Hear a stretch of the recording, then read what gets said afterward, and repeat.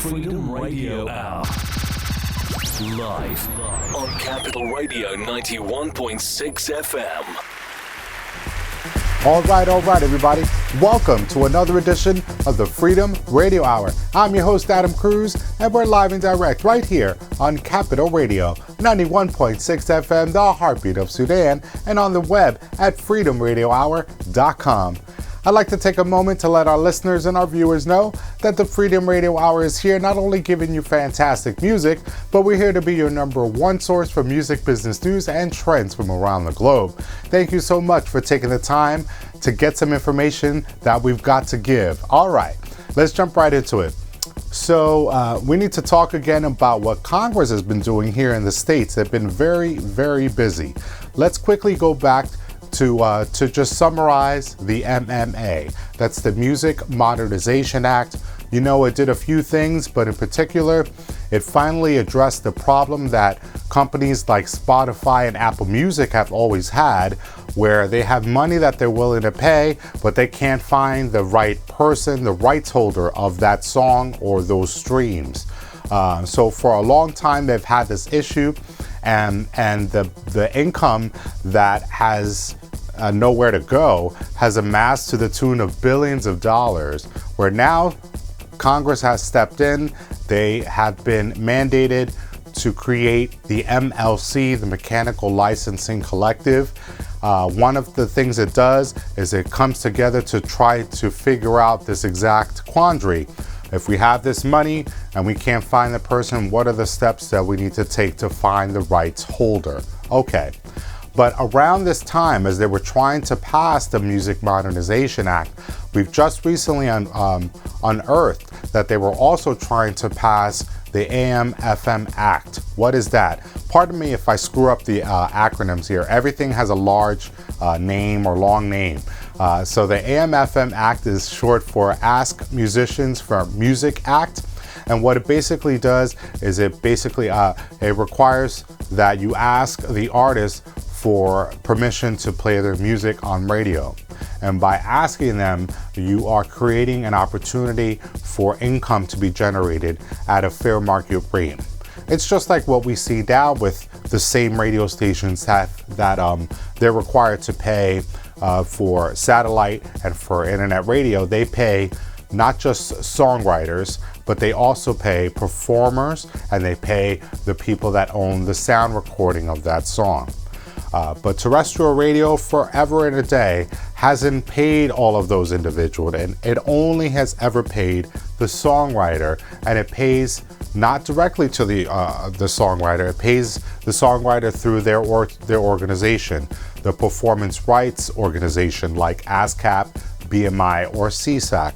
And that's the way that it's always been in the US.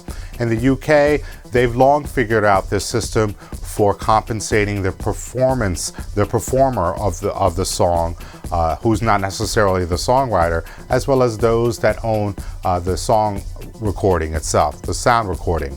So the UK has PPL and PRS systems that, in short, figure out a way to pay all of the individuals around these songs. Well, the US is a bit late to the party, but if it's passed, the AM/FM Act will require that these radio stations will pay not just the songwriters like they've always have, but also are required to then pay the performance artists as well as the people behind the sound recording. Okay. So most of us in the art game or in the music game are really pleased that this has been introduced, this legislation. It's interesting to know that they were trying to push it through along with Music Modernization Act, but feared that it wouldn't pass if it was all squished together. So they opted for staggering this approach. And so now that MMA has been passed, now they're taking on the next step, which is this AM/FM Act.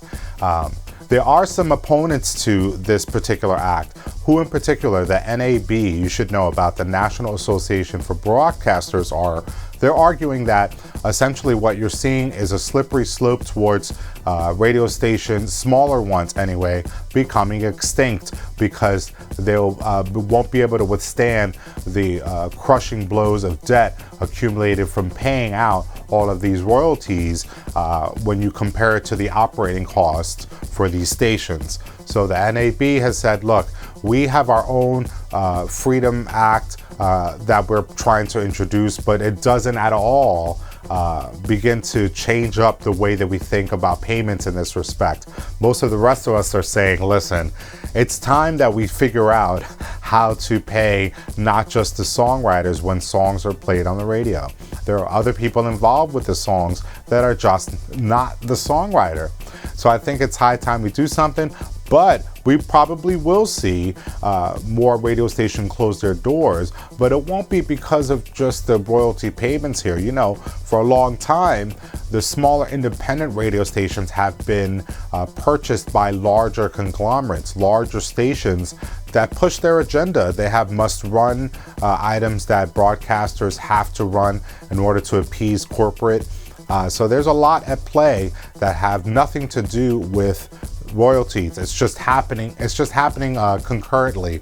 Anyway, let's take a break. When we come back, we're going to break down all of the tea that is going on with Big Machine Group, Taylor Swift, the Carlyle Group, and private equity. You don't want to miss all of this information. I can't even get it out. I'm so excited. Anyway, let's come back here on the Freedom Radio Hour, Capital Radio 91.6 FM, the Heartbeat of Sudan, and on the web at freedomradiohour.com. Come back.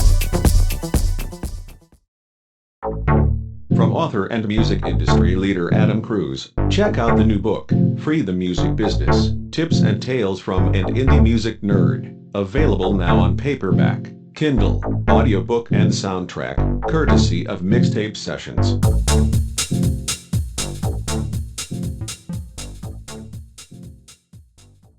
Freedom Radio Hour. Live on Capital Radio 91.6 FM. And we're back live on Capital Radio 91.6 FM, the Heartbeat of Sudan, and on the web at freedomradiohour.com. You're tuned in to the Freedom Radio Hour, your number one source for music, business news, and trends from around the globe. All right, let's jump right out. We're talking about Taylor Swift. Here in the States, she's been in the music news a lot, leading up to the American Music Awards, where they were honoring her for being an Artist of the Decade. Taylor Swift has run into quite a bit of a struggle with her former label. Let me give you some background and some context. Okay, so for her first 6 albums, Taylor Swift was signed to Big Machine label. And so now, after 6 albums, she has now signed to Republic. That's under Universal Music Group. Okay, different outfit. So Taylor's moved on with her life, but what she wanted to do was to buy her masters back. More times than not, most artists, especially when you're first starting out, you don't own your master recordings. But over the years, you've seen a trend where artists like Jay-Z, when he became the president of Def Jam, one of the first things he did was to demand that he own the masters for all of his albums, and he got that. Same thing with Rihanna. She too owns the masters for her albums at the end of her Def Jam contract. So you have a lot of that happening, at least now. But for decades, that was unheard of. That wasn't something that you really asked for. But what you're seeing is this trend of people owning their masters, which I think is a great thing. So Taylor Swift was trying to purchase her masters back from her former label, but they said no. But what we will do is offer you a contract. The contract states that after 10 more years of releasing projects on the label, you will then own the masters. So essentially, they wanted her to sign for an additional 10, and then after putting all that work in, then she can own the masters. The thing about it is that her and her people already knew that Big Machine was in the throes of trying to sell itself on. So she knew that somebody was going to buy that label, and she didn't want to be encumbered by this situation for 10 more years, having unknown people behind her. She had no idea who was going to be the new owners of Big Machine, who would then own her masters. Since they weren't willing to have her buy them, she didn't take the deal. So on she went with Republic, and she released this new album called Lover, and it's doing really well. But as she's preparing for this celebration, she's releasing public statements that are essentially accusing Big Machine of blocking her ability to perform her songs. Okay, so first of all, if you're an artist, you have a question. Okay, what do you mean? How is it that a label is able to block an artist from performing a song? Well, they can, and they admit it. Big Machine admitted, no, we never blocked, nor have we said that you can't perform your songs live. You can do that as an artist. You don't need the label's okay. What you need the label's okay when you're dealing with things like reproduction and the audio, the recording that happens after that performance occurs. So in the case of the AMAs, the American Music Awards, Taylor Swift was saying, okay, they're not letting me perform my song, but what she's essentially saying is, after it's done and people want to watch it again, a replay of it, or hear it again, they won't. There's an agreement that needs to be drafted between Dick Clark Productions, the people behind the AMAs, and Big Machine, the people that own the master recordings to the music that Taylor Swift was planning to perform. So you see, this gets really complicated because on the one hand, it sounds like one company's lying or one artist is lying or they're not being all the way truthful, but there are legalities here that must be met. So in the case of Taylor Swift, after she performs, there's an agreement that needs to be made about what you do with the reproduction, the rebroadcast, if you will. So that's what this is really about. And so who are the peoples involved? For a while, you had Taylor Swift, who after leaving Big Machine and moving on to Republic, was always concerned of who would purchase Big Machine for obvious reasons. All her music is tied up with that label, at least the first 6 albums. The other thing was she had a weird relationship with some of the people behind these outfits, in particular Scooter Braun, who manages a lot of artists, in particular Justin Bieber. What you see now is a news report where Scooter Braun purchased Big Machine Group, and so the very people that she was concerned about is really come back to pass. In other words, she's really upset that she's learned that Scooter Braun is the person who's purchased that label. So on the one hand, you go, okay, Taylor Swift can't do anything to anyone if they're willing to buy this label and they've purchased it. That means that they own her masters too. But she feels like, okay, I have to do something about this, because if you won't let me buy my masters back, and you are going to sort of can't hold in front of me different opportunities where you might say yes to me airing my old music or using my old music, and other times you'll say no. You know, she's got a big plan for herself. She's got a Netflix documentary. She's got the new album touring coming up. There's a lot of opportunities where her older music will need to be revisited. And so you need to have the legal hurdles. You need to jump through them and make sure you have everything done correctly if you're an artist of her caliber. Anyway, let's take a break. When we come back, we're going to break down more of this story because there's a lot more to uncover right here on the Freedom Radio Hour. From author and music industry leader Adam Cruz, check out the new book, Free the Music Business, Tips and Tales from an Indie Music Nerd. Available now on paperback, Kindle, audiobook, and soundtrack, courtesy of Mixtape Sessions.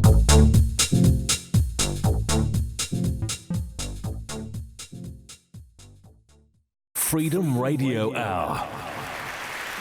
And we're back live on the Freedom Radio Hour, your number one source for music business news and trends from around the globe. You're deep in the zone right here, live on Capital Radio, 91.6 FM, the Heartbeat of Sudan, and on the web at freedomradiohour.com. Before we broke, we were talking about all the goings on around Taylor Swift. Why does it matter between you and I? Because we want to know what you do in this situation if this were you or I in an artist agreement. So Taylor Swift had an issue with her former label, Big Machine Group. She had released 6 albums. She moved on to a new label owned by UMG, Universal Music Group. That label is called Republic. So Taylor's now released her newest album, Lover, on Republic Records, but she also was being honored on the AMAs, the American Music Awards, for Artist of the Decade, in which she was going to do a retrospective, a performance of all of her greatest hits.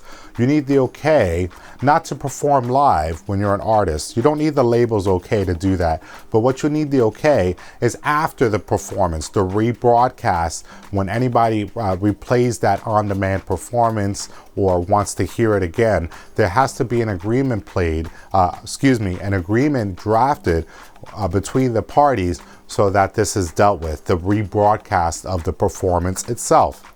So initially the way Taylor Swift was talking is, look, I'm having a problem. This label won't let me perform the songs. The label says, no, Taylor Swift, you're wrong, you're lying. You can perform your songs. What we need to deal with is after the fact. And if you just talked to us directly and had an honest conversation, you would realize that we're supporters of you. But the real behind the scenes issue is that Taylor Swift and the new owner of Big Machine Group, Scooter Braun, do not care for each other.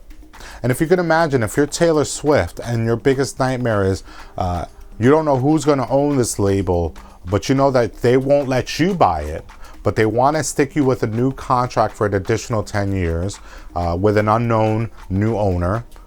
So what happens if she had said yes to that 10-year deal that they proposed? Scooter Braun essentially would be her boss. And for someone like Taylor Swift, that would be totally not okay, right? The other problem is that we should talk about here is, what do you do in a situation where if you're signed to a label and the label is trying to prohibit you in some way from utilizing the songs that you helped to create? In Taylor Swift's case, what she has announced is that she is planning to re-record all of her 6 albums again. Can you imagine? Re-recording those entire albums, all of them, because you realize as the publisher of the songs, while Scooter Braun and Big Machine, they own the original recording, that's true, she can up and re-record all of that, and those new versions will be considered derivative works, in which she could release that, she'll be the sole owners, and then she'll be gone. She'll move on from there. So I think what you're going to see is an interesting push-pull around the new material that she'll re-record versus the original recording. Because you realize if she's planning things like a Netflix documentary or anything that requires footage or B-roll from anything that contains that older material in its original form, you know that Big Machine is going to have to okay that or approve that.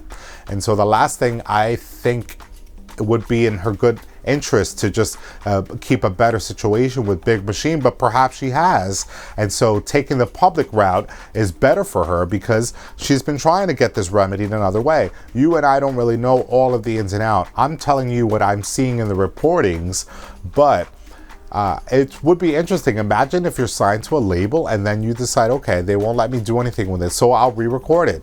You see that actually many times. If you look up certain songs, sometimes your favorite song, you can't find the original version. You could just find the re-recorded version, which sometimes isn't as good. But in Taylor Swift's case, maybe she could recreate it and make it even better. I think her fans are of the magnitude where they would flock to her. But will this work for the more of the independent artists out there? Probably not, because I don't know that we would have the resources to fight this in a legal setting. And also, we don't have the monetary support to spend what you spend to get the record to market to begin with. So now you have to spend for the studio time and the engineer and the producer again and all of that so that you could re-record the material. It seems like it would be an easier way to just create peace or have some sort of settlement. But if you're Taylor Swift and you're at that level, this might be the way to go. I think 2020 is going to be a very interesting year around copyright, around artists and what they're able to do to leverage their power, and about the social activism that these artists can really inspire. Because the other thing that we don't really talk about is what Taylor Swift is doing is being active. asking the questions that we ask amongst ourselves, but we don't take it to a public forum, and she's doing it. So I feel like, okay, I think this is a good idea, a good talking point, a good stepping stone towards healthier conversation around what's going on with these royalties and what's going on with ownership, and why is it so hard to buy your masters back after all that work. Anyway, that's all the time we have for today. Thank you so much for tuning in. Definitely make it your business to check out freedomradiohour.com, download our app, and check out our YouTube channel. I have a brand new single, Todo Mi Corazón, Healing, and Trust Your Instincts, new singles that are out now. Check out EddieNicholas.com for all his brand new music. And thank you to all of our broadcasting partners. Have a great weekend and a great week ahead. I'll see you next time. Peace.